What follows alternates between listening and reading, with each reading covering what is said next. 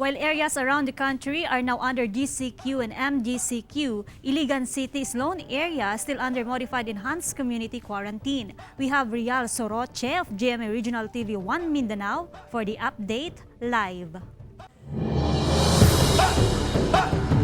Rian? Joanne, starting September 1, Iligan City started implementing MACQ guidelines to help lessen the number of COVID-19 cases in the city.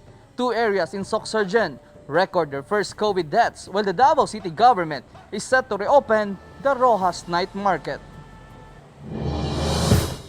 President Rodrigo Duterte announced on Monday that Iligan City will be placed under modified enhanced community quarantine from September 1 until the end of the month due to the spike of COVID-19 cases in the city. With this, Mayor Celso Rehencia issued Executive Order Number 98 that imposes curfew hours from 7 p.m. until 5 a.m. Only essential workers and residents with emergencies are allowed to go out. Mass gatherings are prohibited. A liquor ban is being strictly imposed, and quarantine passes are needed to buy food, medicine, and essential goods. Public transportation as well as air and sea travels are banned. Paghatag og assistance ngadto sa mga public utility vehicles nga gidili sa pagbiyahe sulod sa sa Dakbayan sa Iligan nga among i-priority ang paghatag og suporta ngadto kanila. Just this week, two Iligan City officials confirmed they are COVID-19 positive. One is 70-year-old City Councilor Noli Pardillo, who had a history of travel to Cagayan de Oro City. He experienced symptoms and is now in an isolation facility. Iligan Vice Mayor GMA Vera Cruz also confirmed he is a COVID-19 positive, although asymptomatic. Vera Cruz hosts a radio program with Pardillo and recently attended a meeting with him, along with other councilors, department heads, and Mayor Celso Rehencia. More frontliners have tested positive for COVID-19 in the city.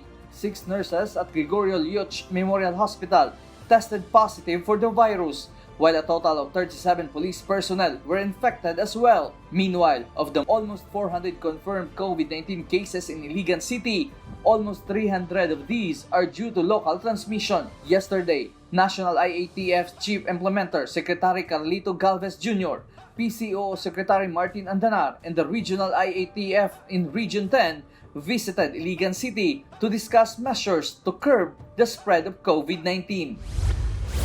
Meanwhile, Maasim Sarangani Province and General Santos City in Socsargen each recorded its first COVID-19 death. One is a house help who was working at Purok 4B in Barangay Colon in Maasim. From an isolation facility, she was brought to a private hospital due to dengue and was in a critical condition. She died Monday morning, while a 57-year-old resident of Barangay Bula in General Santos City also succumbed to COVID-19.